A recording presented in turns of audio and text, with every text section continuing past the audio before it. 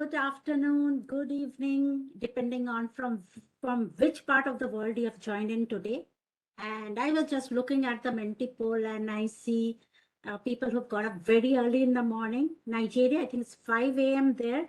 Our Robert, he himself has got up very early in the morning and he is here. And we see people from Poland and of course India, Bangladesh and New Zealand on the call today, on this event today. This is a very, very special event for us. This because it is specifically focused for our PMI friends in New Zealand. And so we are very excited to welcome everyone here on this event. And even more exciting is the topic that we are going to discuss today. It is project management under extreme conditions. And let me share my screen so we can walk you through what we have in store today. Everyone, I am Priya Patra. Sorry, I forgot to introduce myself. I am the Vice President Outreach of the Pmi Mumbai chapter. And today we are back again with the season 3, event 5 of the Pmi Chapter Exchange. And I have Sarah, our chapter leader from the Pmi New Zealand chapter. So Sarah, if you want to say hi and introduce yourself to everyone. Hi everyone, I'm Sarah Ware, General Manager of Pmi NZ. Glad to be with you all today. Thank you, Sarah. And we have Damike Mendes, our chapter leader from Sri Lanka. Hi everyone, I am Dhammika Mendis from Sri Lanka. I am the Executive Vice President of PMI Sri Lanka chapter. Thank you, Damike. And we have Achilles from PMI Greece chapter. Everybody, I'm Achilles Lazaru. I'm the Vice President of Events from PMI Greece. Really good to be here today. Thank you, Achilles. And we have Ulia from PMI UAE chapter. Hello, my name is Yulia. I'm from Pmi UAE chapter, which is actually in the top chapters in EMEA region. Thank you, Yulia. And of course, we have Robert, our chapter leader from Zimbabwe. Robert. Hello, everyone. Good morning, good afternoon, good evening, wherever you are joining on this call. My name is Robert Tarona, and like Priya said, I'm from the PMI Zimbabwe chapter. I'm glad to be with you here. Again, today we have, it's the 23 of us in this PMI exchange, which is a knowledge exchange from across the globe. And our spotlight chapter is New Zealand today, and 3 supporting chapters, the PMI UK, Florida, and let me just, and the other supporting is South Florida. Yeah, and Czech Republic, just to, you know. And the Czech Republic. Sorry, thanks for that. So no. Our topic today is going to be project management in extreme conditions, and sit back and let's get the dialogue on. And over to you, Priya. Yes, thank you, Robert, and everyone, whoever is there on this call today, on this platform today. Please take the Menti poll and let us know from where you have joined in. We have had around 1,200 plus registrations from around 72 countries. So thank you for this overwhelming response. Now we have a very, very special guest today, and she is Anka Slushansi. Anka, I hope I'm pronouncing your last name properly. And she is a board of director from the New Zealand.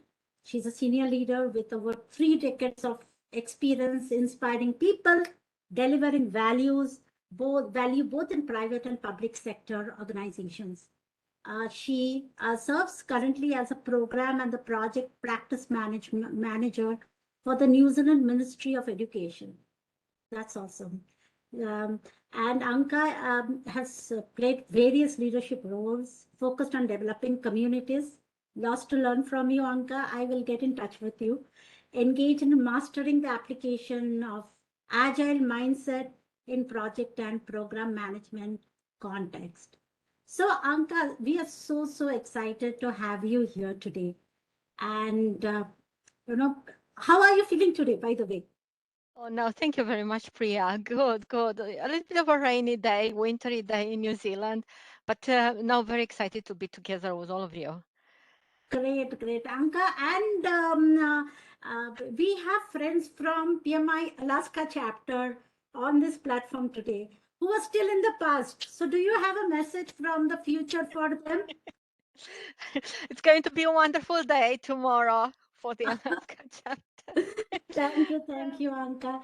Anka, as you know, today's topic that we are going to talk is about extreme conditions. And project managers are considered to be magicians. We are supposed to deliver project under all conditions, right?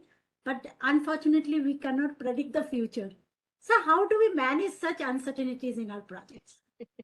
No, thank you very much, Priya. Priya, before I answer your question, I just want to say myself to say hello, everyone, and welcome to your fantastic event. And the topic today, the project management and extreme conditions. And since I'm joining you for New Zealand, I just wanted to also offer a traditional Maori greeting to start us off. Tēnā koutou, tēnā koutou, tēnā tatau katoa.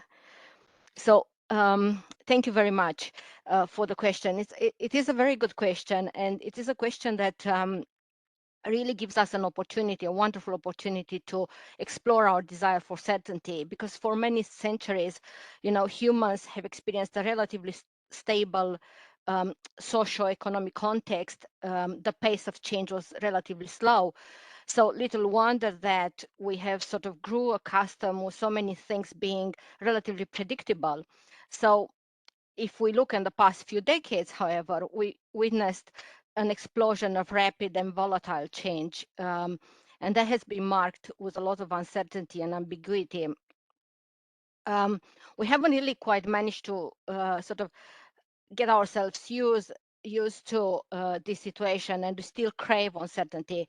But I would say that fortunately, we also learned a lot. And while we don't know precisely what new technologies, for example, what new practices will be coming in the future, we're really very well placed to thrive. And for example, if we let go of the notion that organizations, if I think in organization term, need a person that can do simply X, whatever X is agile ways of working or DevOps or design thinking, but if we let go of that, that notion, we can cultivate, ourselves much better. And I go to the project management technology quotient. I don't know if you remember about the PMTQ, which PMI did quite a lot of research around that. And that is not just about the technical skills. It's about knowing when and what technology can contribute to the sort of right solution. It's about knowing how to engage with stakeholders, with experts. It's about knowing when a project requires, for example, a blockchain expert or someone which will bring experience in DevOps, an ability to sort of secure expertise rapidly. So how do you manage that? As organizations need project leaders that can embrace those shifts and turns in the business and technology that we can't anticipate. So they need the people which can embrace change instead of fearing it. They need people which can put technology front and center. They can build fluency across the entire enterprise. People that can reimagine the career journeys, and that's very important for us. And also, lest I don't want to forget the talent triangle, and I'm not going to go into detail with that, but the PMI has just revamped the talent triangle. But how can you imagine, I know I'm taking a little bit of time, but I'm quite passionate. You gave me so much thought, so much to think about when you put forward the topic. So how can we manage this uncertainty in our projects besides the technical skills, besides the new ways of working? using our power skills, our business acumen, is really by bringing, from my perspective, always on curiosity. So be constantly curious, about what's going on. Be an all-inclusive leader, and last but not least, making sure that we future-proof our talent pool. As I said, I can talk forever on this topic, but I'll stop here, Priya. Yeah, exactly. So this is how we prepare ourselves for the future, the PMTQ. And I'm also very passionate about the PMTQ. I've done multiple discussions on that as well, always on curiosity. Yes. And this is what I tell my teams always: be curious, ask questions, just don't do anything, kind of blindly. And Yes. all inclusive leadership and a future proof talent pool. I think these are the guidelines, which can help us to prepare ourselves for that uncertain future or uncertain present that we are talking about. But is this working under extreme conditions or this uncertainty the new normal? Anka, what is your thought in that? Okay. I'm not sure about the idea of a new normal. Much of it might feel unsettling not to have a simple normal anymore, if you know what I mean. Because when things keep shifting and changing, the change becomes a constant, and it becomes nearly sort of meaningless to attempt to classify a particular pattern as normal, which is good news. And there is good news, because humans, we have a knack for adaptation, even in extreme circumstances. Like, for example, we've learned quite a few lessons around the globe from the way people have adapted to working within the constraints of COVID pandemic. So many people have taken that this situation really as an opportunity to reassess priorities and to focus on working initiatives that bring a more meaningful sense of contribution. So seeing more people pursue their passion is likely to bring more value and great outcomes in our community.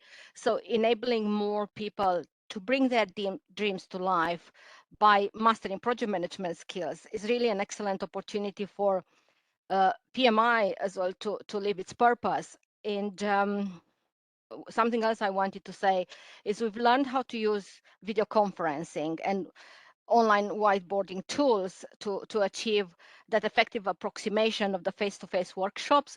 However, I would say that we also found that a day spent in front of a computer, back-to-back video conferencing sessions is much more draining than a similar day in face-to-face sessions. And I'll say that we're still learning how to manage the cognitive overload that online meetings might bring to us, and how to adapt to scheduling habits to sort of achieve better outcomes.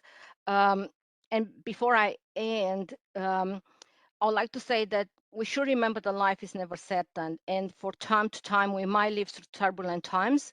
And I really want to suggest that's an excellent opportunity to look at our obstacles as opportunities to grow stronger, to relish the challenge, and to thrive.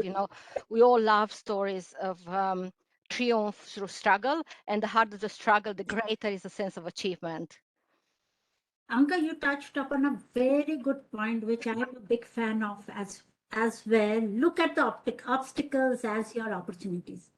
Look at this program. Look at this initiative. This came out of COVID, about that obstacle that we Yes. had. We couldn't Yes. connect with anyone. So, yeah, I mean, yes, let us look at all our obstacles as opportunities. Like, let us try to find that silver lining in that cloud Yes. that you see looming over.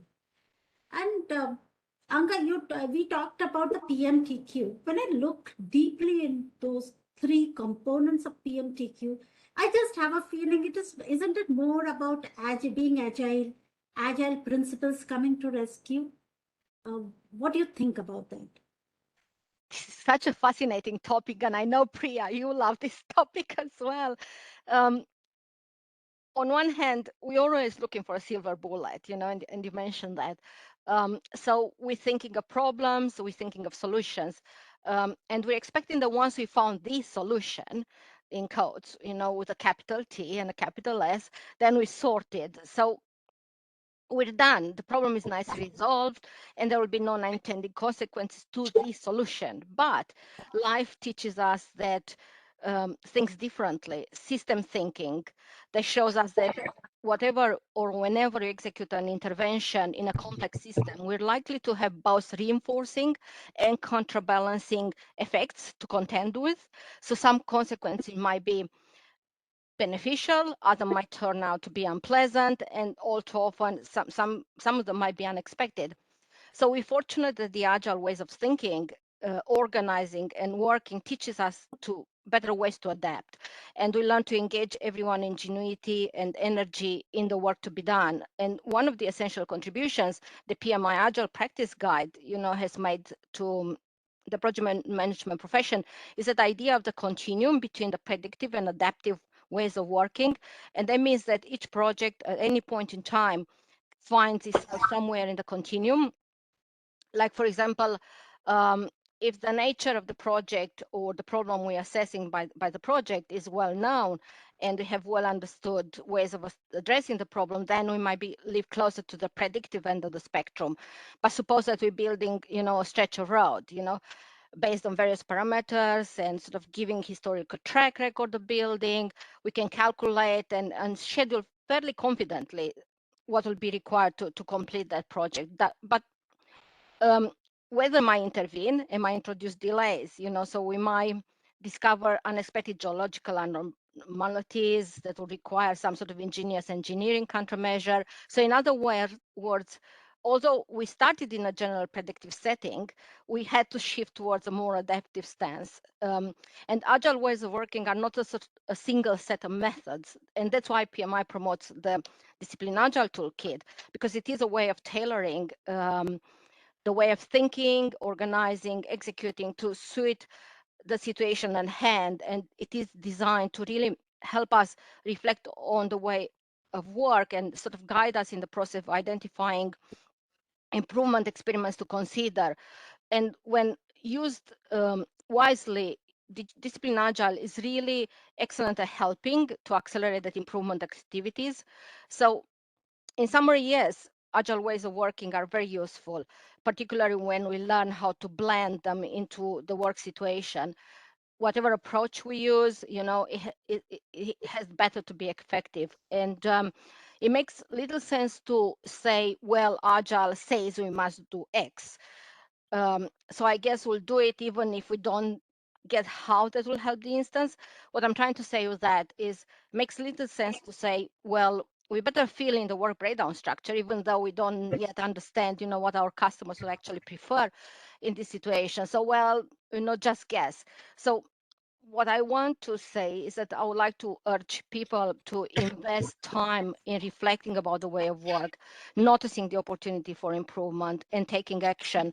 And that might involve starting new habits, mastering the courage to show vulnerability and not being 100% perfect right away, learning new skills, changing existing habits, dropping some habits that no longer might serve well.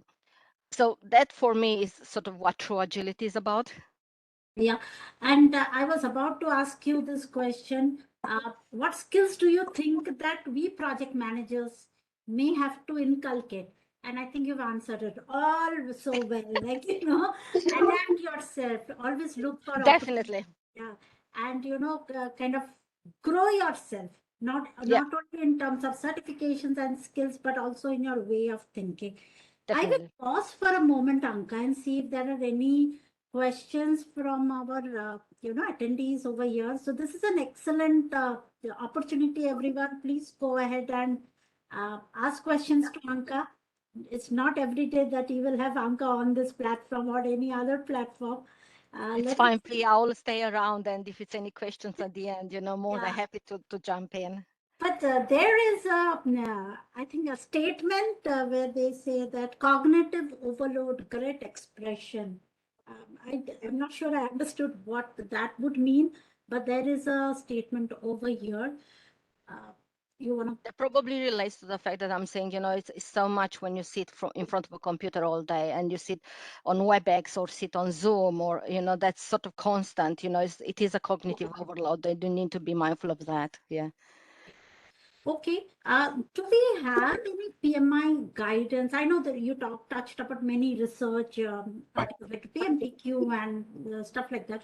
Do we have any PMI, say, playbook or guidance which can help us to help make our lives a little more easier? Maybe if that's the way I can put it. I'll say yes, and I'll answer this quite quickly or simply to on one hand, because we already spoke briefly about the concept of predictive to adaptive continuum. So that discipline agile toolkit and the wicked problem solving, so those for me are things which I really encourage everyone which is listening tonight to explore that, and yes, explore the whole suite of PMI offerings, because it's quite a lot which PMI is offering at the moment. But for me, in this context, the discipline agile toolkit and the wicked problem solving is probably the top two I'll think about. Okay. And your last word of wisdom to all 300 odd people on this platform today? Oh my gosh, yeah. So we talked a little bit about, emphasize people-centered skills of excellence, what we can call the soft skills, so we can become more collaborative leaders. Think about, practice better leadership. It's coming back to leadership skills for me, better leadership skills in a sort of a leader to leader relationship rather than leader follower sort of format. Nurture stronger working relationships, so we can enable the self-organizing and cross-functional teamwork. And also, work as you talked as well, and we talked about, become more competent, so you become more relevant as you become more competent, and you can do that by sort of acquiring the classic project management skills, but also what I call the modern project management skills. And also very important to nurture the business acumen, so just build the skills, on around the business and what can sort of help drive that positive change in organizations. Nurture empathy, for the voice of the customer, collaboration, intent-based and invitational leadership, those sort of things will be for me, very important. So there you go, the new talent triangle in action. Yes. Business acumen and ways of working and your power skills, right? To Definitely. conquer all extreme conditions. So thank you, Anka, very much for those words of wisdom. I hope you will stay around to hear what our esteemed panelists have to say today. And with this, I hand over the session to Damike to introduce our Spotlight chapter of the day today. Thank you, Priya. Thank you, everyone. Thanks, Priya. So this is just a snapshot of our program. So ours is PMI. We have to introduce our, 1 second, let me go back there. Yeah, yes, please go ahead. Yes, go ahead. I'm getting the screen. Okay. I have to share my screen, sorry. Yeah, sure, no problem. So it is just a snapshot of a program. So this is the PMI Chapter Collaboration Initiative. So this is indeed one team, one song and dance. So we have 23 partnering chapters and 3 supporting chapters on this program, representing all 16 regions that PMI is in today. So Pmi Chapter Exchange is a virtual community of chapter leaders, a community that transcends across countries, continents, and cultures. We like to put it in this way. So our vision is to evangelize cross-chapter collaboration and encourage cultural diversity. It is all about teamwork, co-creating monthly events to bring diverse perspectives to our chapter members, spanning networks and collaboration opportunities. And by doing this, we building a community to share good practices within and external to the program. So that's why you will notice chapters from diverse backgrounds participating in this program, because we truly believe diverse connections leads to innovative solutions. So with that, I'm going to introduce our Spotlight chapter, Brian, President of New Zealand chapter. So Brian is an experienced senior project manager with a demonstrated history of working in the telecommunication industry, strong program and project management professional skills in service delivery and stakeholder management. So, Brian, before I hand over the stage to you, I have two questions for you. First one is, what is the time they are now at your side and the date? And what does the logo of your chapter signify? Over to you, Brian. Thank you very much. So the time in New Zealand at the moment is 5:25. And what was the question? Like time and what does your chapter logo signifies?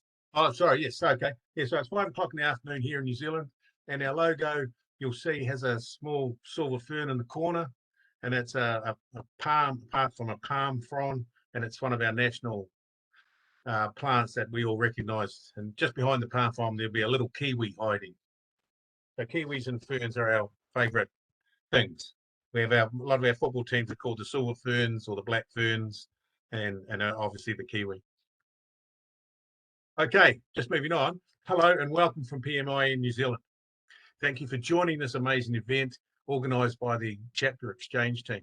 I have 4 things to talk about today, and I'd like to start by telling a little about PMI NZ and our structure, the key things we're focusing on, and finish up with a bird's eye view of our major initiatives. PMI NZ was chartered in 1994, and some of the founders are still active members. The chapter is made up of 9 branches spread along the length of the country. There's over 1,000 kilometres between our 2 most distant branches. Day-to-day business of our chapter is managed by our general manager, with our volunteer board focusing on the strategic direction of PMI NZ and providing operational oversight and guidance. We have about 1,200 members, and as we recover from COVID restrictions, our numbers are slowly increasing. We enjoy working closely with our charter engagement partner and operation analysts in Region 10, and with their help, making the most of the chapter empowerment program, which I thought was chapter 4.0, but that's now the empowerment program, and the great products PMI are making available. Structure. Unlike most chapters around the world, PMI NZ's organisational structure has 3 key components. We have a paid general manager, we have regional branches, of which we have 9, and an executive board. The general manager leads and manages the operational activities of the chapter and delivers our annual plan. Our regional branches, supported and guided by the general manager, delivers the operational activities and support to members. And the executive board provides oversight and guidance to the general manager and delivers the chapter strategy. There's a number of things that we're focusing on, and the first one is value to members. Everything we do is reviewed to make sure it provides either a direct or indirect value to our members. And hopefully it will always pass the red face test. Can I tell my members that we did that? And the other thing now we're focusing on is networking. It's the bedrock of PMI and all its chapters. Our goal is that every branch has a minimum of 11 events every year. We've got 9 branches plus an AGM. That gives us 100 chapter events. This year, this half of the year, our target is only 30, but going forward, we'd like to boast that we can have 100 chapter events every year. The extreme conditions and restrictions caused by COVID forced our members online and away from face-to-face engagement and the personal networking PMI members enjoy. Our focus is on reinvigorating our branches, especially their face-to-face branch meetings. Anchor's mentioned the product and services. This is the most exciting and challenging area we're focusing on. In 2021, PMI introduced 21 new products. And just to mention a couple of them, and I talk to members, some of them they don't know about it, and that's our challenge. Ascent Virtual Learning, Citizen Developer, Career Navigator, Kickoff, PMI Picks, Organizational Transformation, PMI Ready, Out of the Box, the Affiliate Program, and Anchor's favorite, Wicked Problem Saving, and there are many more. So PMI NZ is working hard to identify those products that will provide the most benefit to our members. And the final thing we focus on, unfortunately, is revenue. This is on our critical path, and our financial environment is changing much faster than it did in the past. For example, PMI training is now facilitated by our ATPs. We now have products that provide revenue, and in New Zealand, we have paid staff. However, we see some great opportunities and appreciate the support from PMI with things like the 5K virtual tools. Finally, our initiatives. Our first one, initiatives, always, it's a value to members. It's our primary focus. And our first initiative is our general manager. Simply our best initiative. Some years ago, PMI recognised the nature of volunteering had changed, and volunteers were skilled and enthusiastic, but were time poor. Maintaining institutional knowledge and business continuity is made much easier with full-time employees. Our second initiative came out of the members in the South Island, our Climate Change and Sustainability Action Group, in alignment with the United Nations Sustainable Development Goals. It was a great initiative supported by a local city council to develop a toolkit to align projects with climate change and sustainability. We want to build on our success with this initiative going forward. Another initiative is our branch study groups. Our members have continued studying PMI accreditation through COVID, but now that the rules allow face-to-face engagement, our branch study groups have been a great resource for members. It's dedicated space for our members to further their professional development while doing valuable networking. Another initiative is related to the construction industry around certification and New Zealand standards. Construction is an important sector within project management, and PMI has recently rolled out an exciting new certification for project managers in construction, and we're looking forward to bringing this to New Zealand. We're also working closely with key industry members to support their revision of key documentation. Another initiative is PMDOS, Project Management Day of Service. It's happened around the world in a number of cities, and that this year, the Project Management Day is a fantastic way for project management to support the community. This year, 2022, will be the first year we can help New Zealand community groups, and we will be undertaking a Project Management Day of Service in Wellington. And the final initiative I'd like to mention is around the products and services already mentioned, and for us, a key one is the affiliate program. I mentioned earlier that revenue is an area of focus for us. The affiliate program provided by PMI is a way for us to deliver valuable resources to our members while also establishing a sustainable revenue stream. And now I'd like to thank Priya and her team for the huge effort required to set up this event. And I look forward to many more. New Zealanders are innovative but always keen to learn, and today's event provides a great opportunity for us to learn about project management under extreme conditions.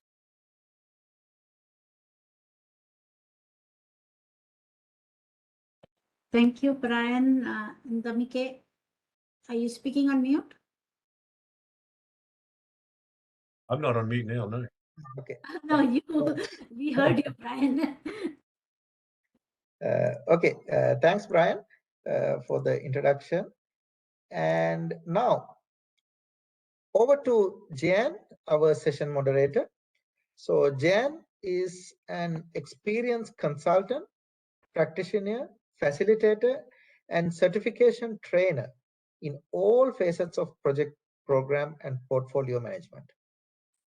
All-round PMI, Prince 2, and PMD Pro project management practitioner, leveraging strategic project management and practices, deliver value benefits in ICT projects, change management project, and construction project management.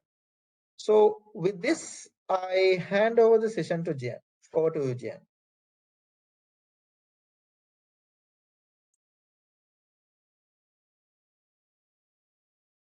Good morning, and thank you, Damika. I hope you can hear me. Yes, we can hear you. Very good.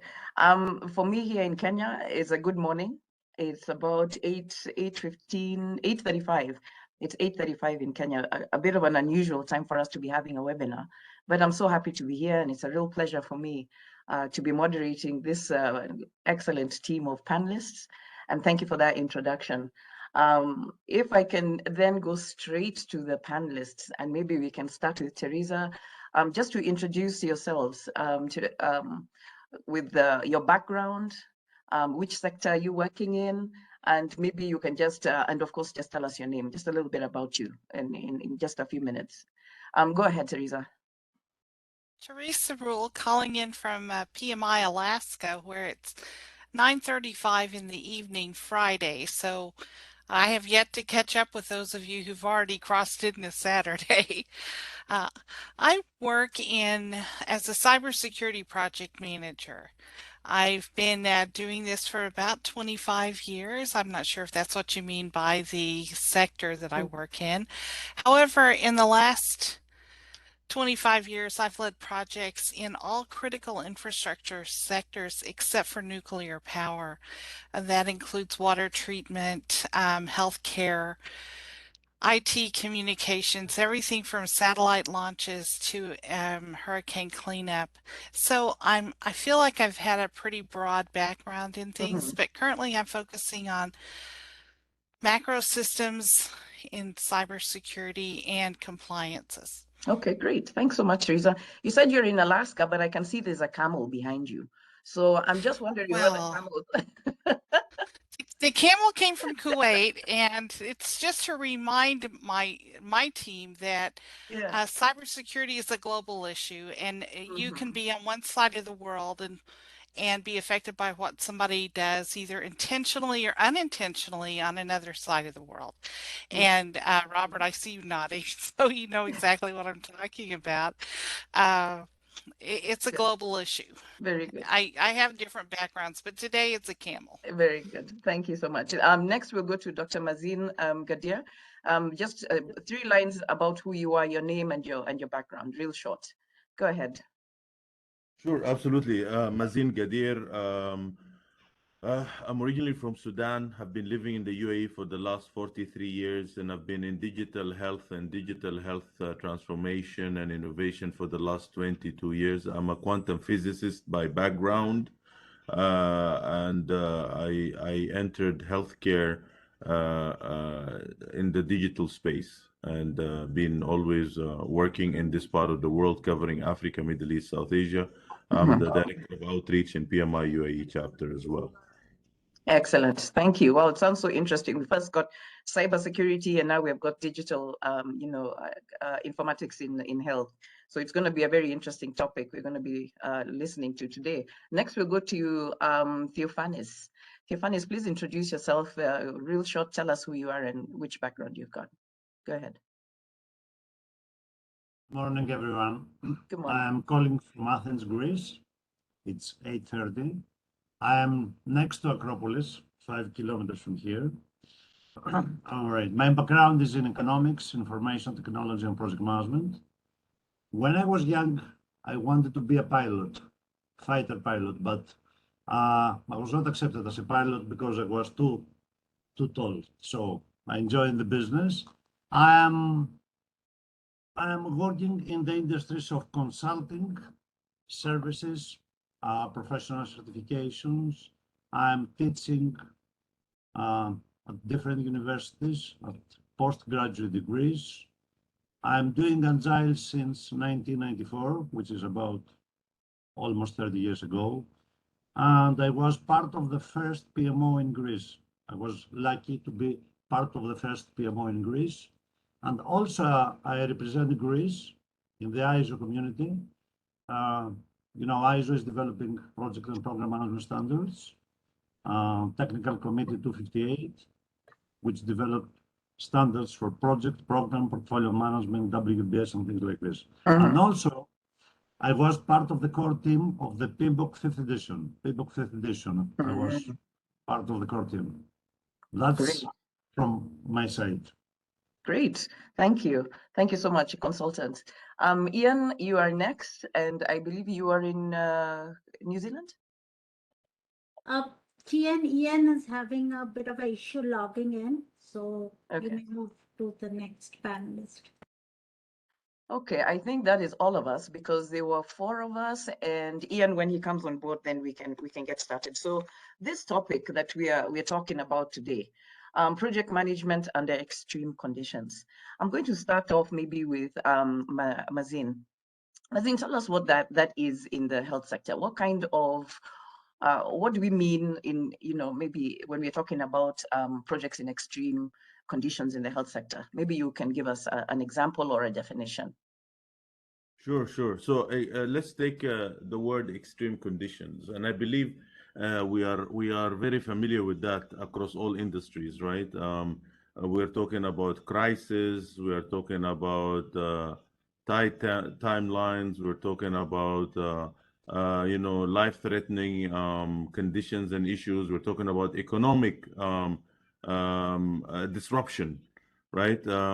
So for example, in healthcare, when I talk about projects in extreme times, I talk about how, for example, COVID-19 has disrupted the healthcare space, and how digital tools has helped us connect and tackle the most critical issues during COVID, for example. And by the way, if you all think that the virus was the worst thing that happens in COVID, I beg you to think again, because the worst thing that happened in COVID is actually the concepts of misinformation, disinformation, and false information. This is the real virus, where you actually have to always keep your channels of communication open and put the right information out for people to find information. And again, this is one of the most important aspects in crisis management, is how do you keep the channels of information and communication open and as transparent and as authentic as possible. And that's one important aspect to the concepts of projects in extreme conditions. So again, we are now going from one through the post-pandemic, but we are in a crisis-prone economic growth. So we are talking about not just the pandemic, we're talking about food security, we're talking about energy crisis, we are talking about inflation. So we are becoming more and more not project managers, but I think project disruptors, project innovators, because the thing is that you are now moving into more agile, more resilient mode. You're thinking as you are walking, you're solving as challenges are actually appearing. And that's what I mean by project in extreme crisis. It's like a Lego land. You have to take your pieces, construct whatever you need, the minimum viable solution for the minimum viable, to produce the minimum viable product, to kind of produce outcome. I hope I didn't prolong my... Thank you, Mazin. You really went in quite a bit. So that I think based on what you're saying is that the economic disruption and a lot of uncertainty, a lot of change, very quick moving change in the health sector is really what you're describing as extreme conditions. The prime example being the COVID-19, which everybody is wondering, is this, the conditions, is this now going to be the way that we're going to operate? Is this going to be the new normal? I think is what I've heard from you and others. And the biggest one, as you said, one of the biggest extreme conditions is misinformation. That's an interesting one. Let me ask Theophanes, and I hope I'm not mutilating your name. Please tell us a little bit about what kind of projects in extreme conditions that you've identified in the consulting space, because I'm sure that's pretty broad. Yes. In order to describe what is an extreme condition, you have to describe what is a normal condition. because otherwise you don't know what is the differentiation between the two. If you look at the history, actually project management is trying to predict what's going to happen in the future. As Anka said before, we're using the predictive life cycle in order to predict what's going to happen in the future. I'm going to ask something to all of you. Can we predict what's going to happen in the next 5 minutes, 10 minutes, 20 minutes? Do we have this ability? Is it easy to do it? Yes, but project managers are supposed to do this. So normality means that we can predict the future, can secure the resources we need in the future. We can find the costs of things that are going to use in the project for people, for materials, for resources, for everything. So if I use a project management terminology, we can make a plan. We can have a baseline. Yes or not? The answer is yes. And based on this baseline, we try to execute our plans. Is it easy to do it? It thinks it's not easy. I'm going to read a quote. I'm going to read a quote from a president of the United States, Eisenhower, who said, "In preparing for the battle, I have always found that plans are useless, but planning is indispensable." So what it means, we create plans and we think we're going to follow them. And this is predictive. This is what we call normal. So if we go to the other side, we go to situations where we cannot predict. We're starting a project, which can be whatever you think of, disaster recovery, extreme weather conditions that cause things, COVID, which disrupted the ways of working overnight. The biggest issue with COVID was that overnight, when we had the lockdown, people started working from their offices and they went to work from home. So we had the disruption, and the normal way of working, being in the office and seeing people every day, almost collapsed overnight. So we had to find new ways to see what they're going to do next morning. Many people went homes without PCs. They didn't have internet connectivity. They couldn't connect to corporate networks to do things. So it was an extreme condition for them. I recall a company who they were using desktops at the office.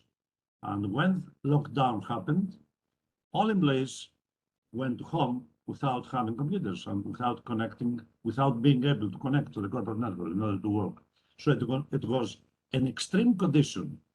And if you look at the spectrum, as Anka said before, from traditional project management to agile project management, agile gives you more ways to deal with this, to work in short circles, and to see what you're going to do, not in the next 6 months, as in traditional project management, but in the next day.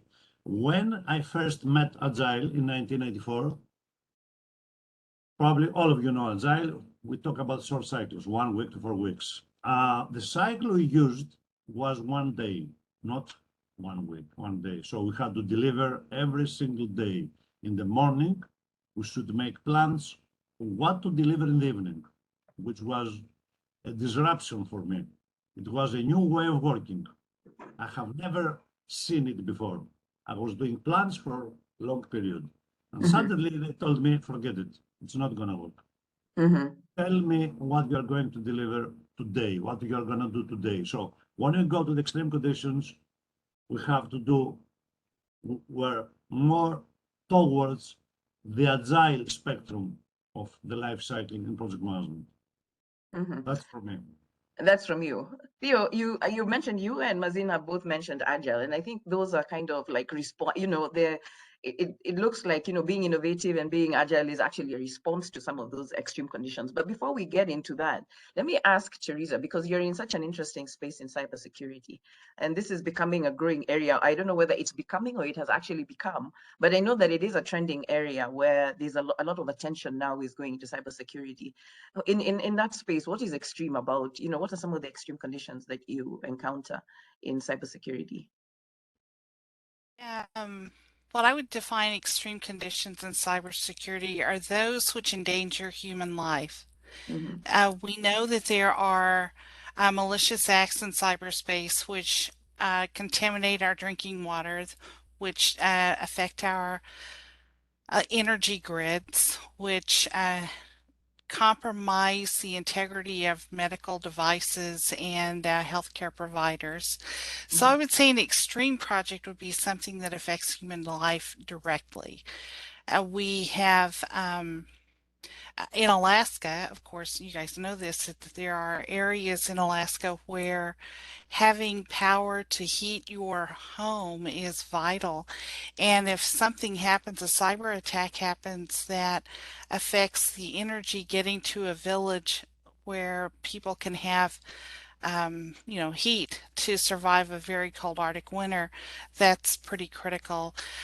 I would say though that's an extreme project. A lot of projects have challenges where you have to be able to use both the soft skills that Anka spoke about earlier, as well as the hard analytical skills to actually make decisions. And decisions have to be accurate and precise, but they also have to be humanely communicated. We can't always use agile methodologies because that methodology does not always fit in a cybersecurity project. But it's really an interesting it's an interesting field because you have to be professionally paranoid, if that makes sense, but you also have to be able to balance that paranoia with self-care and the human side of life. Have you been involved in a project that you would describe as an extreme project, Teresa? Yes. Maybe you can give us just an example, because I'm sure sometimes it can be a little bit abstract for other people who've probably never done a cybersecurity. And all we know about cybersecurity is hacking. Okay. A lot of water treatment plants, electrical grid, healthcare systems, communication in airports use technology. There's types of technology that run on SCADA systems, industrial control systems. I want you to imagine a water treatment plant that allows water to be filtered from polluted to more pure and then possibly treated with chemicals. If a person can compromise that treatment process and maybe put in a little bit too much or a little bit too little of a type of chemical, changing the chemistry of the water that's actually going to people to drink, that is an extreme project where we've been called in to find out what the problem is, how it occurred, stop future damage and repair it, along with mitigating all the challenges, and doing that within a very contained period of time. Another case might be a lot of the world is using legacy equipment to support their energy grid. It's just things still work, but they don't have any type of protection protocols built into them. So a lot of the world, it's not like an American issue or an African issue or an Asian, it's globally. We use a lot of legacy, meaning old equipment that can't be replaced as fast as we want it to be because it's expensive, time consuming, and requires certain expertise to actually deploy the equipment. And when those pieces of equipment go down, it affects a population that may be in an extreme location. I mentioned earlier the cold parts of the world, but also in the hot parts of the world. So those are kind of, and I can't get really specific because we have confidentiality agreements, but a lot of times you don't hear about where the compromises are because it's not good for people to know how close they are, one step away from having polluted drinking water or their electrical grid go down, etc. So a lot of it has to do with having people stay feeling safe and comfortable and not having mass panic. Yes. Does that answer your question? Yes, yes. In fact, and you know, there are various that was a good example, Teresa. Thanks so much. And actually, I think in the norm, and I can see somebody has just asked a question about war being also an extreme situation. And I remember that we were doing a construction project in the south, and right in the middle of the project there was a breakout of war. And you see, when the war comes out, it completely changes the dynamics about how you're going to manage the project. And like Theo said, you know, you can plan, and sometimes, and you know, you can have the most elaborate plans and risk management to do with political, you know, and even identify that there's a potential that there's going to be a war. But when it actually happens, then it changes a lot of things. So I want to ask now, and maybe I can start with you, Teresa, because you're still there. What kind of response how do you manage now? Okay, you understand now you're in an extreme position or in an extreme project, extreme environment. What would be some of the responses, or how would you be able to turn around really quickly to try and kind of get back the situation, or what should you be doing? Well, first of all, I should disclose that I'm a retired U.S. Marine Corps officer, so I have a little bit of background in the whole warrior mentality. But I also want to say that what we do on our team is to train for every eventuality that we can imagine, worst case scenarios, and train for what would happen if this type of system was compromised or that type of system was compromised.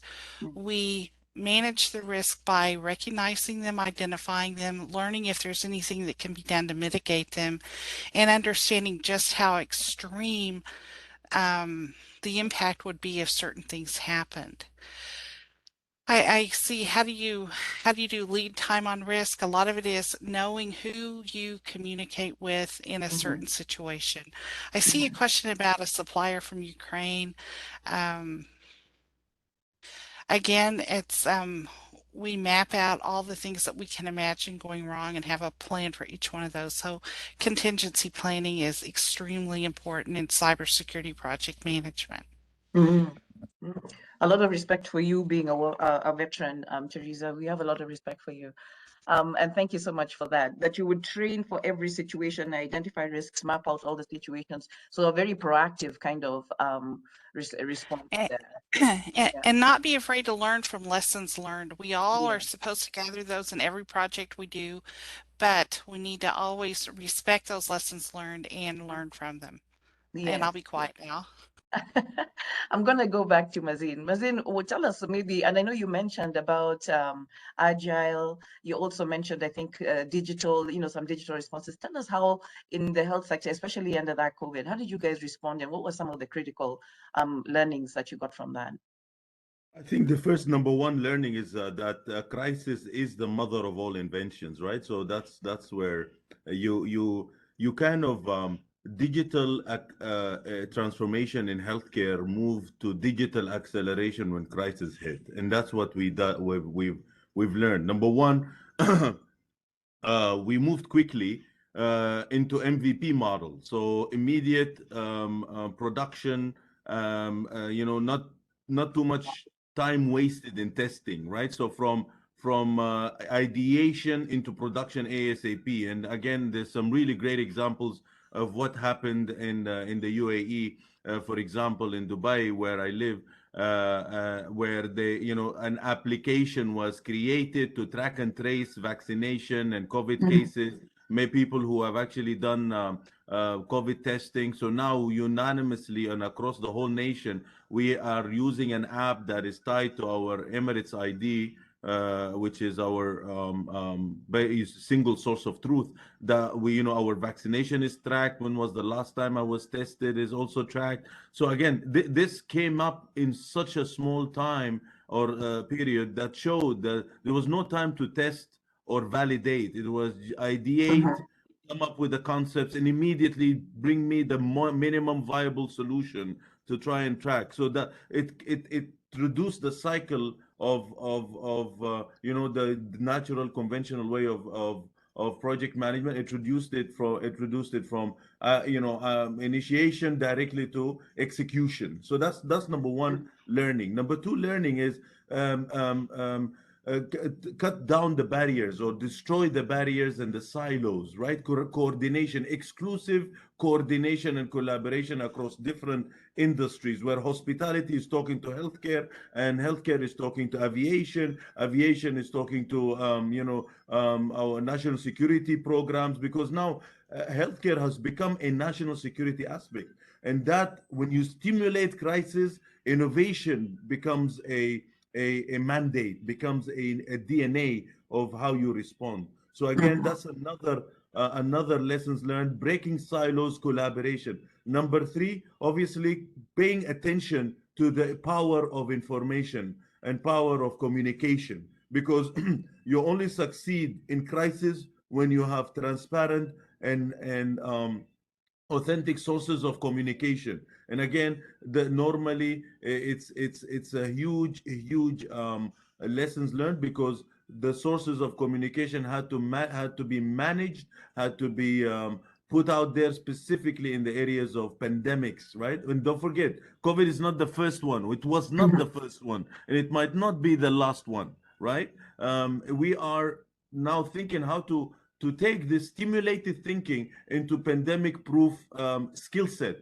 Unlearn to learn, right? How to quickly unlearn and learn, how to quickly move agile in a way that you can produce solutions. Use digital as an enablement to try and support your decision making. How can you move as a corporation or a national government authority to try and enhance collaboration between different entities? How you can bring in the private sector to kind of support the collaboration between private and public. So again, a lot of lessons learned, but these are the three major, and again, crisis is the mother of all inventions. When we stimulate extreme conditions, you'll see humanity rise to the challenge. And now we have food security coming up, energy crisis, green initiatives. In my last travels in the last 5 weeks, we're going to the World Economic Forum, going to a number of startup gatherings. The number of startups have doubled up in the last quarter alone. Imagine how much innovation is going to come up now in food security. You're going to look at agriculture and agri-tech, look at cybersecurity and the amount of reliance now with the hiccup in the blockchain and inflation. Cryptocurrency is challenged, and you'll see a lot of innovation coming up. Thanks for that, Mazin. It sounds like you have to move very rapidly, or I guess agile is the word. But if you remember the story about the Titanic, which was one of the bigger projects, and they took, I guess in trying to be agile and cost saving, they compromise on the quality. In this particular situation, how would you balance now being agile and making sure that even as you're moving with speed, that you're still managing to keep an eye on the quality, especially not just even in health, in even other projects? How do you balance that as a project manager? You're trying to move quickly, but you're still trying to make sure that you have a quality product out there.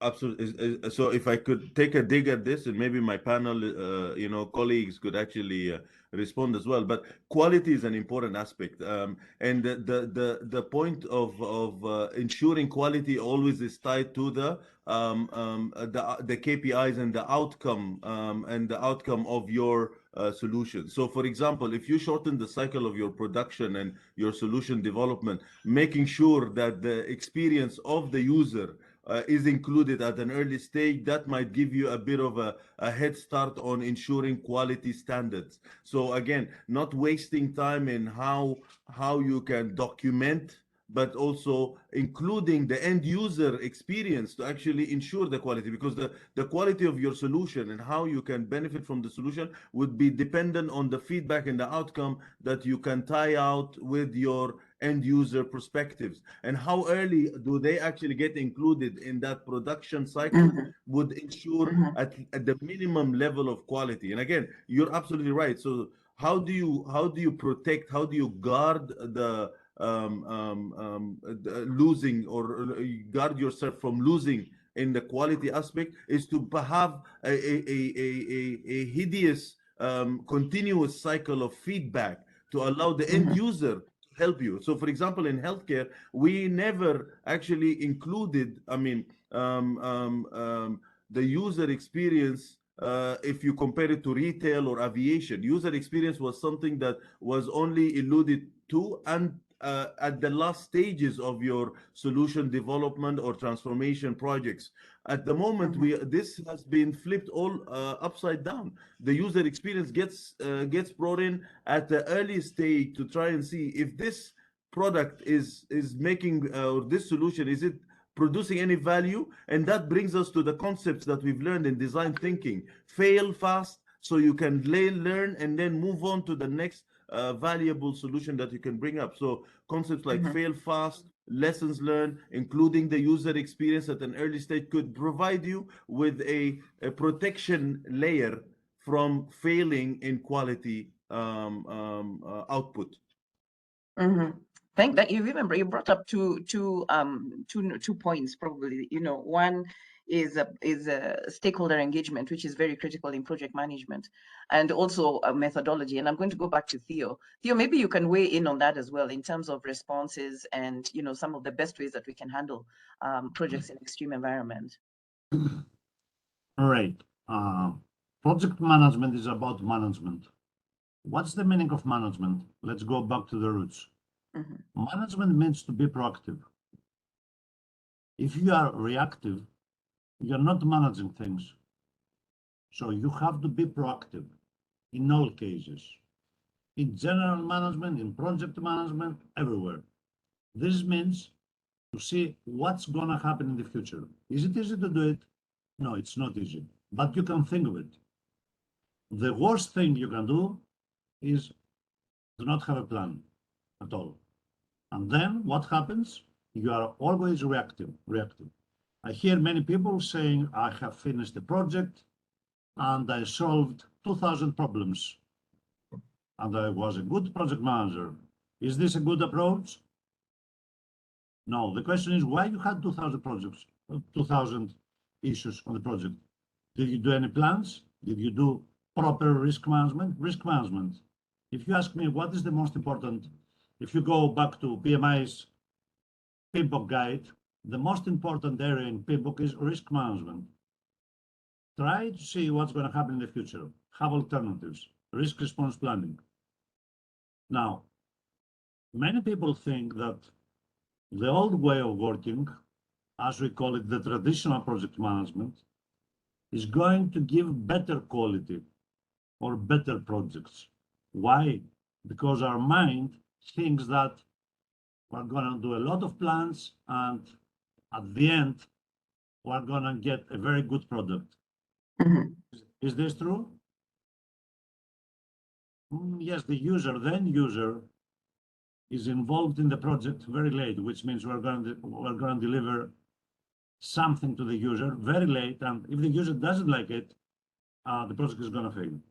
So if we go to the other way of working, because we were talking always about ways of working, if you go to the agile spectrum of doing things, and especially in projects where the environment changes quickly, this means, I think Mazin said it, deliver value fast,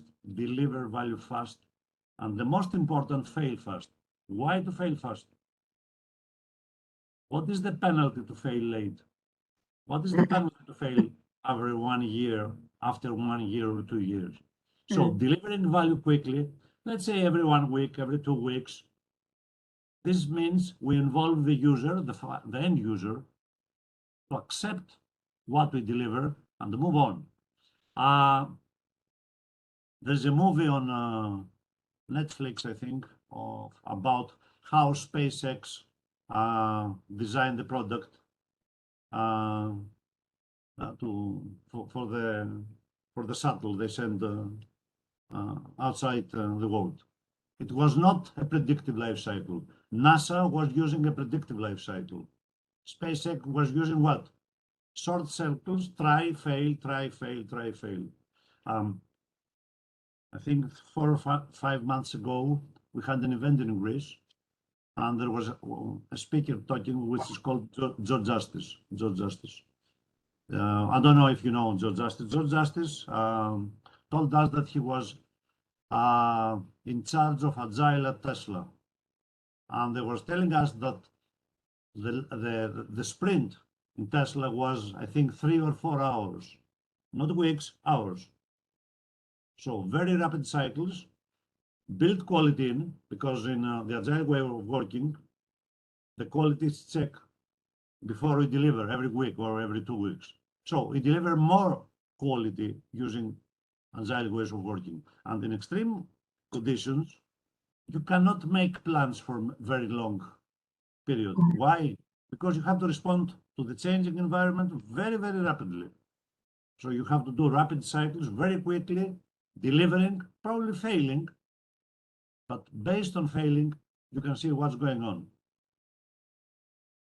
Okay, good. Thanks, Theo. So does that mean that is there a framework that already exists, or is there a methodology? Because you've mentioned quite a few. You said agile, learn fast, well, fail fast, and I like what you said. Is there a penalty for if you fail later?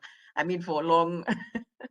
But then, is there, if you're a project manager in a situation that has kind of suddenly turned bad, is there a way that you is there a playbook that kicks in that helps you to manage that project in that extreme condition? Or should you, because even if you plan for it, plans sometimes they don't always they're not always usable. The playbook is people. All projects are for people, are delivered by people. So it's the project team always. It's the team. It's the team. It's the And team. It's the team, it's the people, yes. If you look at the research, I think 95% of project failures are traced back to people, stakeholders. Why? We didn't find stakeholders, we didn't hear them. So the playbook is good project team, as we say, find the best, who is the best, bring them to the project team. Very good communication. Agile insists on having the project team collocated. Collocated, yes, because collocation increases the quality of communication. All right, with COVID, we have issues because we're working from home. But if you have people very close together, let's say collocated, they respond very quickly, they make quick decisions, they don't have to send emails. They communicate face to face, which is the best way of communication, in order to respond to a changing environment. If you have 10 people in 10 different time zones and they want to make a decision, do you know how many days it's going to take them to make a decision? Only because of the time difference. Yes. Interesting. The playbook is people. Yeah, we have brought in the aspect of people, and I'm going to maybe take it back to Teresa. Teresa, I'm going to ask you that question. Like, is there a playbook for extreme project conditions? And then what is the role of people? Because you see, we can't run projects without people. So what is the role of people and teams in projects? Go ahead, Teresa. Remember to unmute. I'm sure nobody else has forgotten to unmute on one of these calls. I would say, first of all, I want to say what Theo said is absolutely right on. People are the key, and you get the best people, even if they're not you get the best people and you train them how you want them to be. Can you ask me the question again, Jean? I'm sorry, it's been a long day. Oh, that's all right. That's all right. No. I wanted you to weigh in a little bit on whether there is a playbook that is usable for projects in extreme conditions, and maybe you can also talk a little bit about what Theo has just touched on, people, teams, because we know we can't run projects without teams. So maybe you can talk a little bit about that too. Well, I will say this. I've led projects with hundreds of people in every time zone there is, whom I've never met personally, which is kind of interesting. And one of the things you have to do is be a good communicator. We spoke about that earlier. Both Theo and Nazir spoke about that earlier. As far as the playbook goes, we have certain core competencies we're expected to have both as project managers and in our profession as cybersecurity professionals, but no one person knows everything. I think anytime you work with somebody who says, I know everything there is to know about something, that's a danger, if you will. A playbook, yes, we have playbooks, but we also know that sometimes they just don't fit the situation. So you have to be very creative in having team think to come up with creative solutions, Okay. if that makes sense. We train, this is kind of strange, but we train in critical listening skills, because sometimes it's not just what you say within your team, but when you've resolved the problem and you moved on, if you haven't trained the stakeholders, if you haven't left a sustainable solution behind for the people who are going to be running that water treatment plant, managing that grid, working that hospital, it won't do any good. So you have to not just communicate with your team, but also with those stakeholders, and make sure they're trained and able to communicate with their stakeholders. I hope Good, that thank you. answered. Yeah, thank you. And actually, that was one of the items that I think Mazin had said right from the beginning, that misinformation and miscommunication is probably also an extreme, kind of contributes to the extreme conditions. So I'm going to take it back to him and talk about and ask him, what other core skills are needed so that you're handling, when you're handling a project in extreme conditions? Maybe I can take that back to Mazin, and I'll ask Theo to weigh in on that as well. Go ahead, Mazin. Sure. So I commend Theo on his point. So people skills is very important, and one of the questions said that came to us is about after COVID, people are now prefer going back to work in person. And again, by humans, we are a social beings.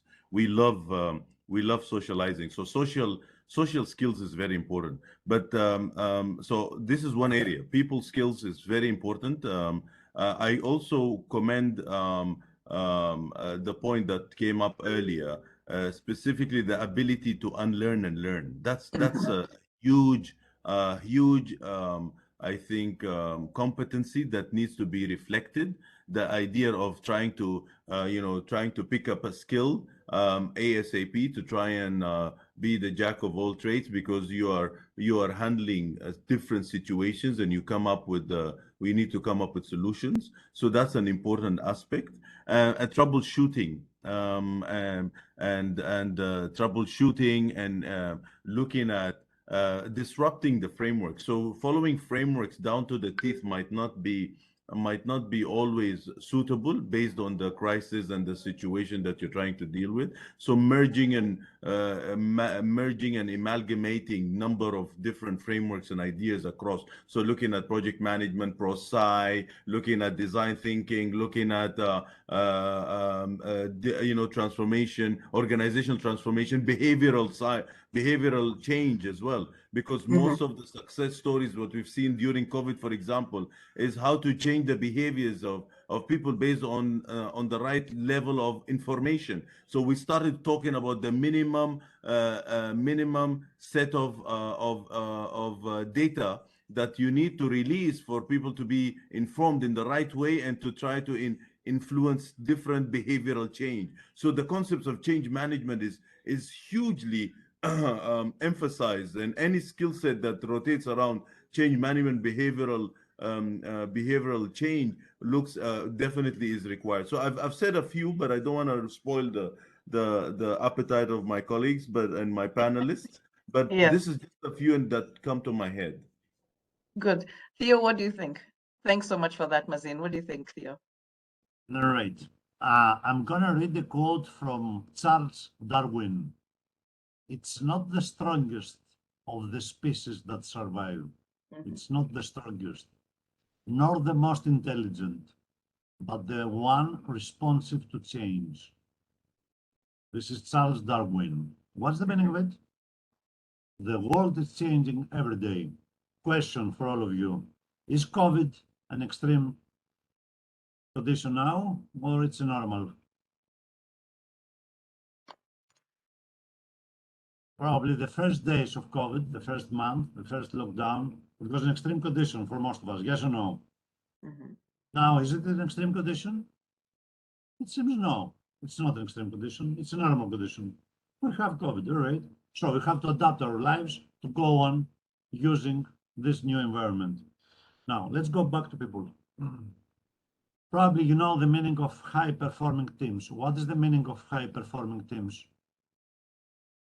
It's a different thing to have a team, and it's a different thing to have a high-performing team. High-performing teams means that people that work together, they trust each other, and they work as a team, not as individuals. In many scenarios, in teams, people work as individuals, not as a team. If you have a high-performing team, these teams are working as a whole, and failure and success is for the team, is not for the individual. And this is a main aspect in agile ways of working. In agile ways of working, we're talking about high-performing teams that they're doing their best to deliver the project. Can I make a plan? Oh, all right. Something else you didn't mention. If you look at the new version of PBOK, you're going to see that the hybrid is the dominating life cycle. What's the meaning of hybrid? Hybrid is from plan-driven life cycles to agile life cycles. In some cases, we have to do plans. If we have to order something for the project that takes 3 months to arrive, we're going to use the predictive life cycle. Cannot do anything else. But at the other spectrum, we have to use agile life cycles for doing things that we can do and deliver fast. People is a key aspect. Communication between people, trust building. For me, the most important thing to have in teams is to have trust. Trust is the foundation of teams to perform. If you don't have trust, teams do not perform. And if you have people in different locations, it's more difficult to build trust. But if you are working in the same place, let's say co-located, so it's more easy to increase trust for people in order to work as a team. So human skills. My advice is to look at PMI's talent triangle, which was changed recently. Look at power skills, what we call soft skills. Human skills. Human skills are the most important skills, not technical skills. You can find technical experts that are the best of the best of the best. The most difficult thing is to find human skills and to create what we call high-performing teams. High-performing teams. There's a good book about high-performing teams by Liz Atkins.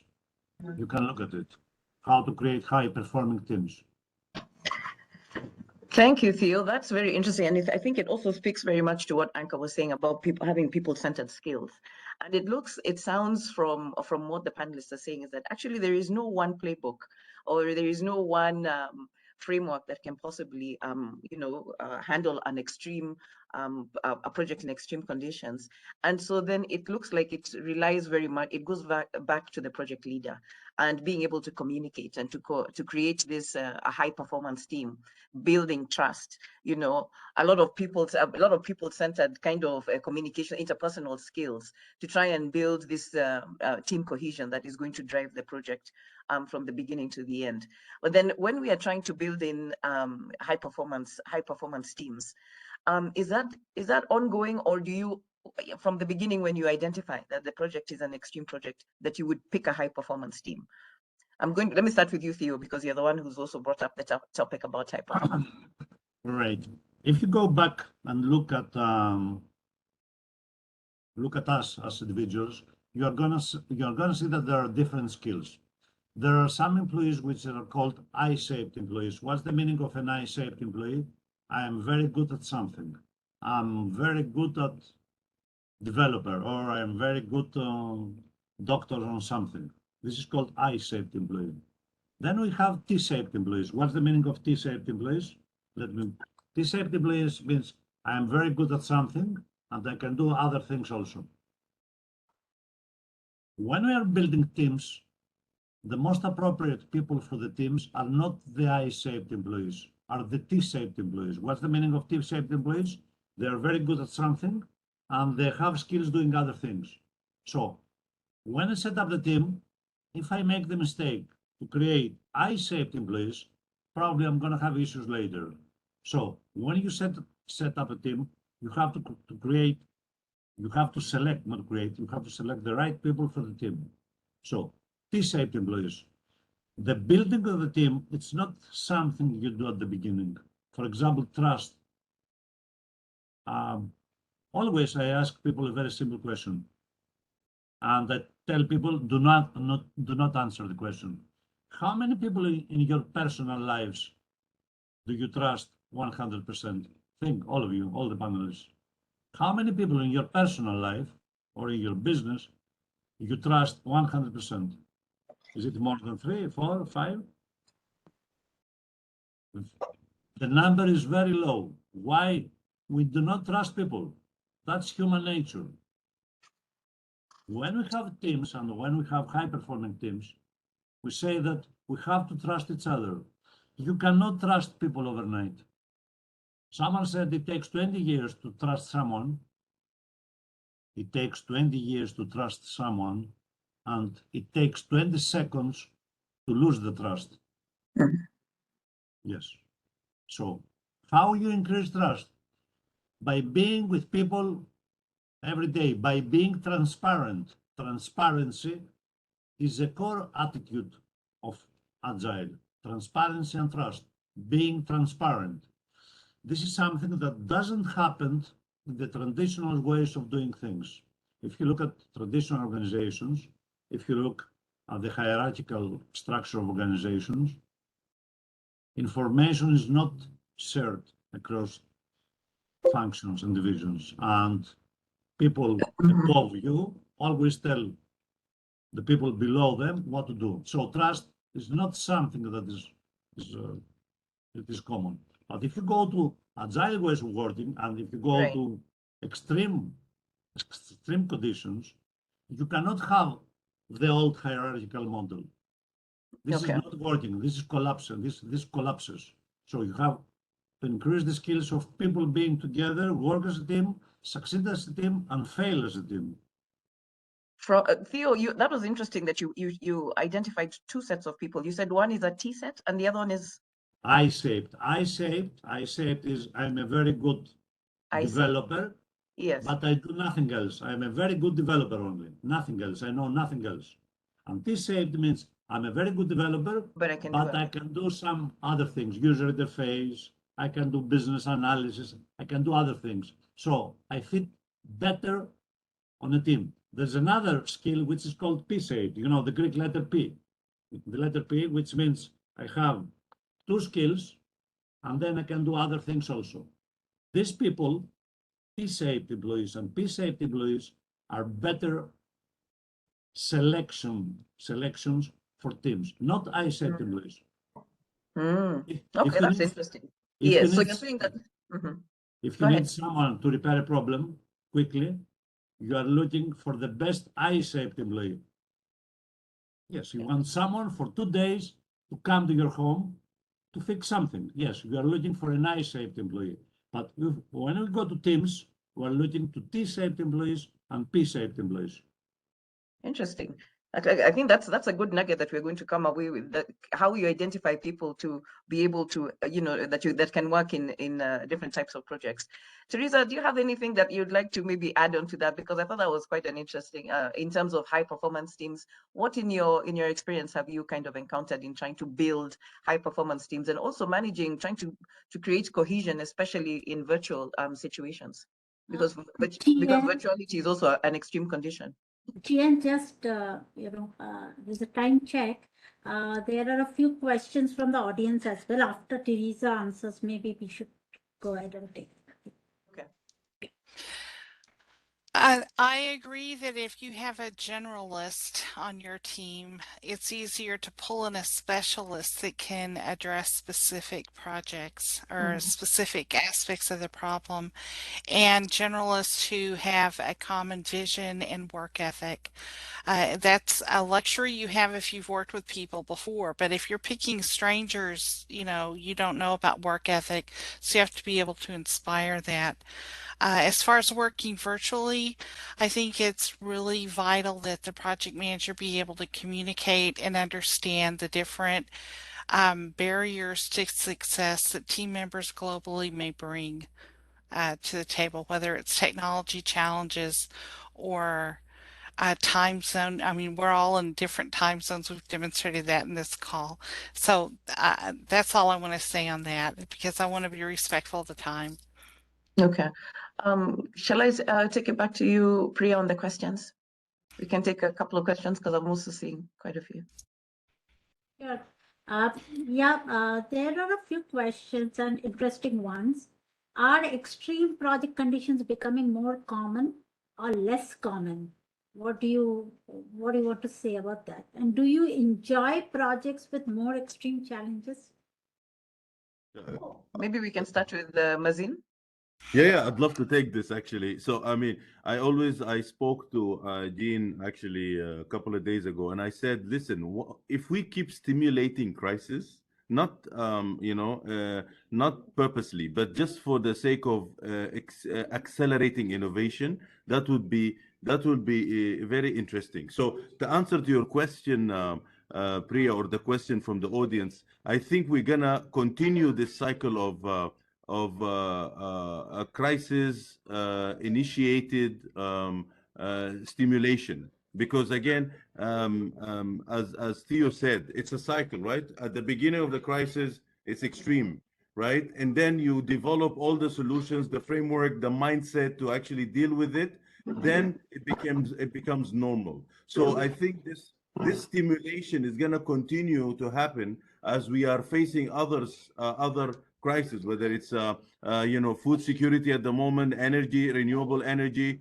People are actually going into new skill sets, like for example Web3, the use of crypto, the use of metaverse, to try and look for also innovative solutions. So as crises continue, and that's what will happen. We will continue to face them now with obviously green initiatives, and people are moving into the ESG initiatives, the environmental sustainable governance. People talking about digital poverty, inclusion, diversity, women empowerment, talking about the skill set of the workforce of the future. So to answer the short answer to the question, yes, I think we will continue in a crisis mode, because there are going to be water scarcity issues. There will be food scarcity issues. There will be supply chain and procurement issues that we need to innovate in. So I think what will help us is the attitude to reflect the altitude. So our positive attitude will have to be always there, part of our mindset, to try and move into a higher altitude from an innovation perspective, from an outcome perspective, and from a collaboration perspective. Wow, good one. I like that one. Altitude, we should change our attitude to reflect the altitude. Yes. Another question, Priya? Thanks so much. I don't know whether maybe Theo wanted to weigh in also on that. All right. The last time I delivered services from my office in my company was 2.5 years ago. So what is normal for me now, being in the office or delivering services from home? Who can answer this? Yes. Now I prefer working and delivering services because I can do it. From delivering services from my home. This is my home place. Things change every day. We have to adapt. Adaptability is one of the major skills we have to develop. Learn new things. An ancient Greek philosopher said everything changes, everything, every single second. So if you do not adapt to the new environment, you're going to die. Companies that do not adapt to the new environment, they're going to lose the market. So it's not, let's go back. Our brains think that the world is linear. What's the meaning of linear? We can predict everything. Can we do it?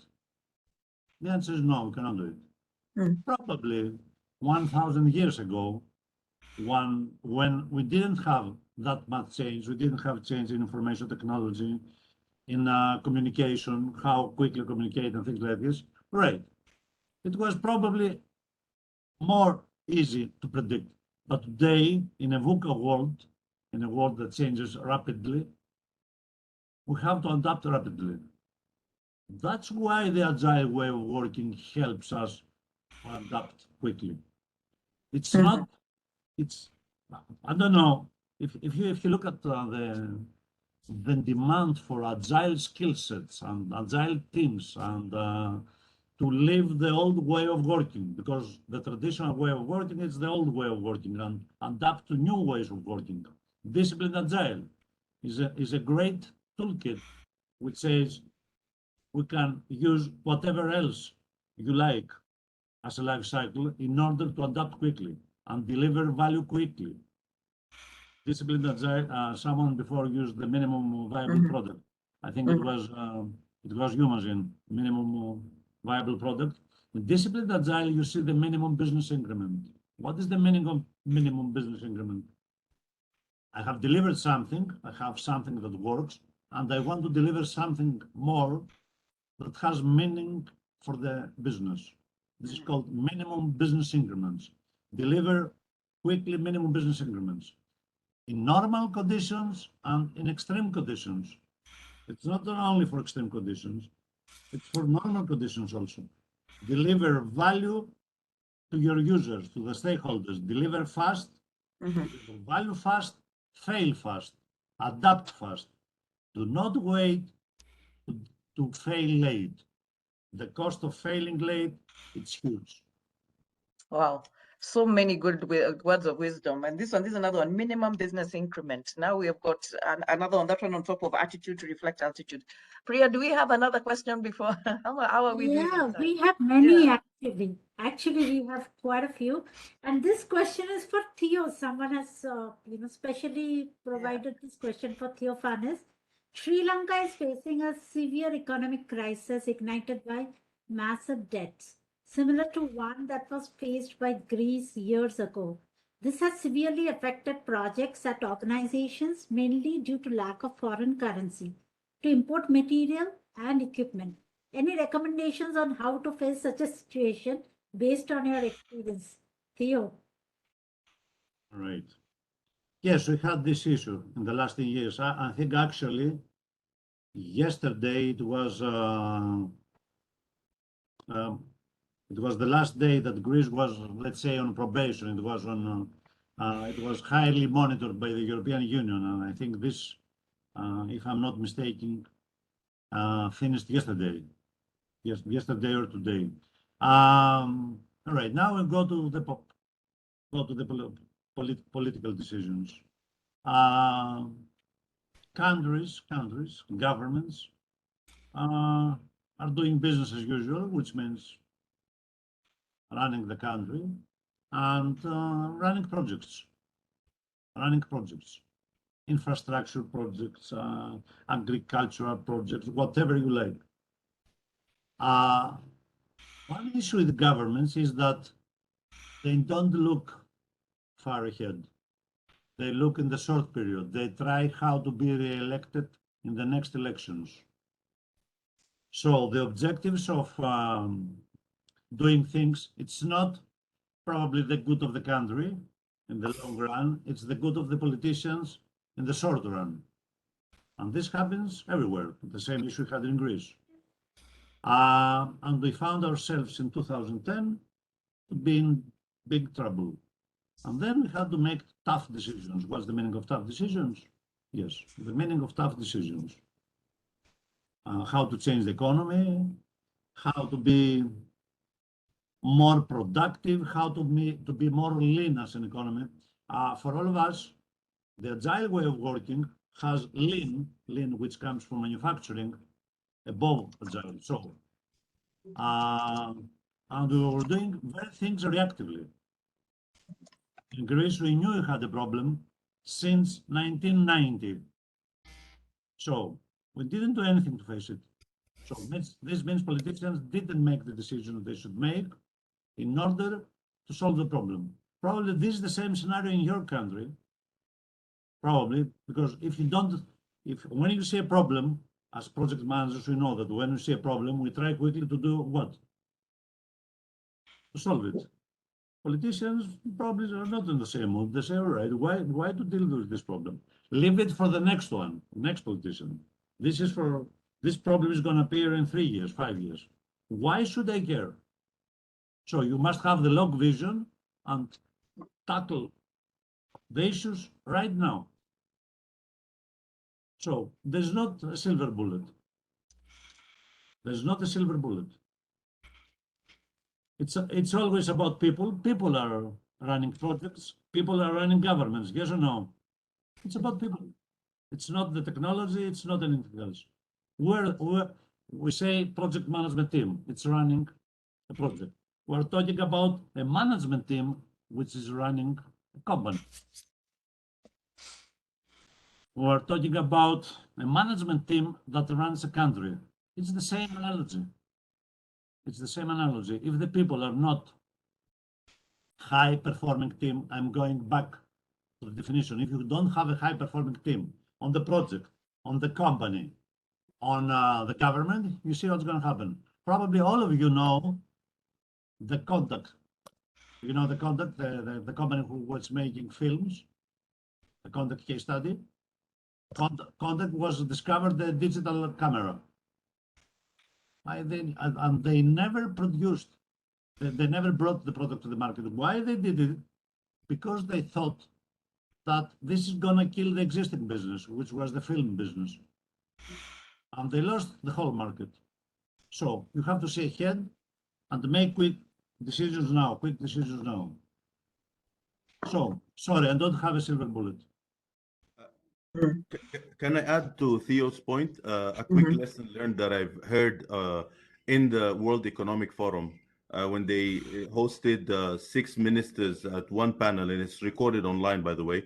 The formula of recovery for any nation will be based on 3 pillars: CPTs, credibility, predictability, and transparency. So the faster, I mean, and again, that's from a living experience of a nation that is recovering or is coming up with a lot of innovation. Saudi Arabia, for example, right? So these 3 principles could sum up some sort of headways to how you can put a formula of recovery from credibility to transparency to predictability. Great, excellent. Priya, you have 2 more questions? No, it's a very good point. Yeah. Credibility means to do what you say and to say what you do. It's about the relations between people, between our families, and between governments. You have to do what you say, and you have to say what you do. That increases trust, because credibility means increased trust. If I'm telling you I'm going to deliver something to you tomorrow, I have to deliver it by tomorrow. And you said predictability, which means predictability, make a plan, yes, risk management, and transparency, yes. Be transparent. Make decisions transparently. Great. Yeah. Back to you, Priya. You still have 2 questions? Yeah, just I think this is for Teresa. Is it important for a project manager to know it all? Is it embarrassing for a PM if he's not able to answer a technical question? So I'm not sure it is aligned to extreme conditions, but it's a general question. Teresa, would you want? Well, I would say that first of all, no one knows everything, although Theo's coming pretty close to it. He's Yeah. very, very wise, very insightful. I would say no, a project manager is there to provide guidance on project management. They should be familiar with the actual project sector that they're working in, but they're not expected to be the technical subject matter expert. That's why you have a team. That's why you work together. And that's just project management basics. You should know a lot and you should continually learn, but you should never be embarrassed by saying, let me check with the other members of my team and get back with you with a good answer. Yeah, yeah. And I also truly believe that no one is an expert. And obviously, if we can get help to resolve that problem, I think that's the work of a project manager. Thank you, Teresa, for that answer. There's one more again on political unrest. There could be political unrest or a war, which may lead to a change of government or elections. How can one cope up as a project manager under this extreme condition? Chien, Maybe maybe I can ask Theo to come in with another philosophy. I'm not good at politics, so I don't know. I think Mazin is very. I think are you Mazin close to governments? Are you doing any government projects, or you can? I think political instability is another added flavor of crisis, right? Like food insecurity and energy crisis and whatnot. And I think the lessons learned from such an environment, and it's interconnected with other reasons. So the root cause of political instability sometimes come from a scarcity of food supplies, or of energy crisis or something like that, or misgovernment.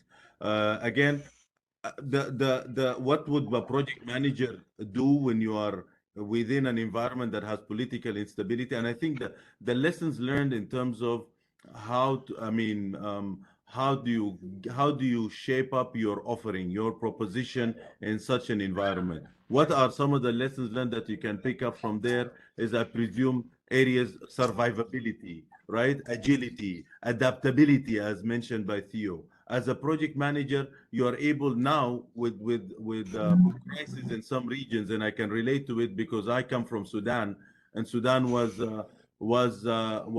modeled up with a number of crises, specifically human-made crisis, right? Political instability, complete mismanagement, complete disinformation, misgovernance. Again, what can you do as a project manager is find like-minded innovators, especially the youth. In areas that you have political instability, the power of the youth is very important. Associating yourself and relating yourself to the power of the youth, especially in countries in Africa. Africa has an energy, or has a supply of wealth called young people. And those people are always thinking out of the box. They're always finding ways to survive, finding ways to innovate, finding ways, to thrive. And likewise, if you look at nations that are modeled up with political instability, Syria, Yemen, now, for example, Ukraine, because of the war. I mean, there is a lot of innovation that comes up. There is a lot of thinking out of the box. I mean, if you're not going to be able to change it single-handedly, but what you can do is associate yourself with a group of innovators, look at the lessons learned, change the way you operate to become more adaptable, to survive within this political instability. Again, not a silver lining or silver bullet. It's just what I've seen happen. I think I'd just like to add to that, because in my experience, where you find that there's a lot of political change, and in this particular project, the war came, and then there was a lot of changes, political impact. The best thing that a project manager can do is just to align to whatever the statutory rules are, whatever the government is saying, because they come in and they bring in new rules. They say you can't work on this particular day. Sometimes security also becomes an issue. So the best thing to do is to wait and review the kind of situation or the kind of instructions that are coming from the government. That's the safest way to play it, and then try to see how you can push the project forward. So some of those were very helpful for us. Priya, I don't know whether we are out of time. Are we out of time? Yeah, we are almost out of time, and I think this question is for Dr. Mazin. Do you mean without crisis there cannot be any innovation and invention? I mean, it might not be true, actually, not necessarily. But I'll give you one fact that will excite you, and it shows you the importance of crisis. What we've learned so far, right? So far, all the innovation that we've learned, all the stuff that we've done, will only constitute 5% of what we will learn in the next 10 years. And guess what? What has happened in the last 2 years alone, okay, has accelerated our development almost tenfold. So again, yes, you can innovate when you're in your comfort zone, but the speed of innovation might not be as comfortable as you like. And you can see that I mentor at a number of startup accelerators in Estonia, in Finland. I was just in Finland 3 hours ago before reaching Dubai. The number of Ukrainian innovations that are coming in, I mean, and our heart goes out to the Ukrainian population, the Ukrainian people. But they are innovating like amazingly, like the students, the young people, the different segments of the population. As crises come in, people always reach out to their best ability, and likewise other nations like Syria, Yemen, and whatnot, and Sri Lanka for sure. So what I'm saying is that normally that extra spice, extra adrenaline rush when you are faced with no options gives you this extra mile that you can go to find. And I love you if you can watch a movie. I watched a movie in the plane yesterday in Qatar Airways called King's Richard. It's about the story of Venus and Serena Williams. And again, very inspirational, because when you are at nothing, where you have nothing, right, at the bottom of the ladder, that's when you look for always options. You don't want to take the easy way out. You want to climb your way all the way up. And that's what brings the best of us as humans. Yeah, thank you, Dr. Mazin. Yeah, Gia. Go ahead. No, in fact, I was just saying, actually, it also builds a lot of resilience. You know, you're out there, you just keep going, and then you make it. Good. You have another question? I don't have any question, just a statement what Dr. Mazin said, right? Yes. Crisis is the mother of all innovation and invention. That reminds me about chaos engineering. Few years back, we used to introduce chaos in production system and see how, the system is behaving. Maybe that's a simulation of crisis that we have to do to ourselves to keep innovating. Yes, yes. Yeah, I don't have any more questions. Yeah. Priya, I don't know whether we are giving somebody to wrap up. I've had such an interesting time with the panelists. Thanks so much, Teresa from Alaska, Theo, the guy with the philosophies from Greece, and Mazin from. It was just excellent. We learned so much about how we can be more people-centered. We look for high-performance teams. There is no one way. There is no silver bullet to manage a project in extreme conditions. We just have to be the best project managers we can and apply fundamentals that are going to help, and especially from a communications and a management perspective. So I'm going to hand it back to you, Priya, so that you can wrap it up. Sure. And Gian, you have done a wonderful job as well. You have managed this panel discussion under extreme conditions. Early in the morning, after some technical issues that our panelists had, but yes, you've managed it very well. Over to you, Yulia, who also is from Ukraine, to kind of wrap up the entire event, and I think she knows very well what extreme condition is all about. Thank you. Yeah. Thank you so much for this great discussion. And I just want to highlight some key findings from the session. I really like the idea suggested by Anka that we should look at obstacles as our opportunities. Agile working approach has been mentioned many times by almost all panelists, and it should be used while managing projects under extreme conditions 100%. As Anka highlighted, we should invest more time in learning new skills and change habits.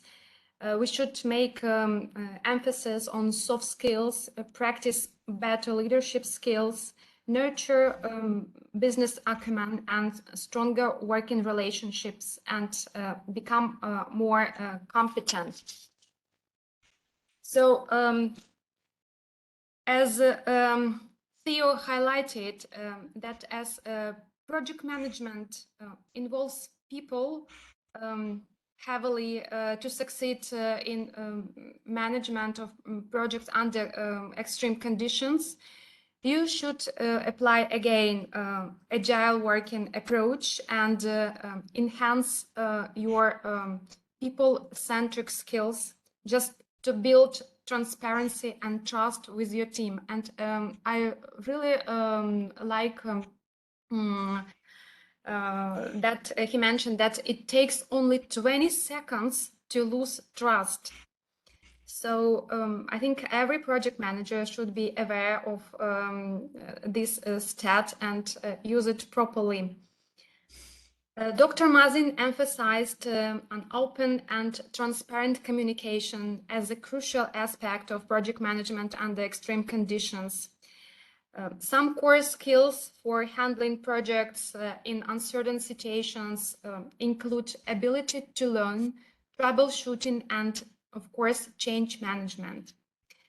Teresa, who managed a number of projects in cybersecurity under extreme conditions, which affected even men's lives directly, suggested that decisions should be humanly communicated and decisions should be accurate. People should be trained for every possible situation, and there should be contingency planning. And project managers have to learn from others' lessons learned. So I want to thank to our stellar panelists for this fruitful session and discussion. And now I'd like to ask you to take a feedback by scanning this QR code. Please share also the topics you would like to hear on our feedback link. And I also want to thank Sanil for help as WebEx administrator in making this event smooth as ever. And thank you very much, Thomas, our chapter leader from Southern Alberta chapter, for the flyers. Many thanks to Dominique for the social media posts. And thanks, Pedro, for fantastic event analysis, which has helped us to put together this awesome event in terms of registration and experience. And PDU code is displayed on the screen. A mailer will be sent out to all the participants with all the details, as well on how to claim their PDUs. Thank you so much, and I really wish all of you to manage projects successfully under extreme conditions. Over to you, Priya. Thank you, Ilya, and you have captured all the key points very well. Thank you, everyone, for attending this session. And yeah, the timing was, of course, very, very extreme for many people, but we made it finally. And I hope to catch up with you all again. We will be back all again with another exciting topic, and that will be project management for supply chain management. And we know the supply chain is going through some disruption these days, and we'll see that what innovation is coming in, what disruptions are there, is political unrest, creating problems, and how we as project managers can make a difference. And that would be the topic for our next month's event. Anka, for the last word, if you want to say something to everyone, it's over to you. Thank you very much, Priya. I want to thank everyone and I want to thank the panels. It's been absolutely, I've learned so much as well, from all the discussion. So thank you very much. Thank you to the team which is putting this event together. You're doing a fantastic job. All right, then with that, we'll wrap up this session and we will be in touch through a social media post, handles, and see you again in the next event, which could be in July. And with that, stay safe, stay healthy, and see you soon. Bye. Thank you. Bye-bye. Bye-bye. Bye from Bye. Athens. Everyone. Bye.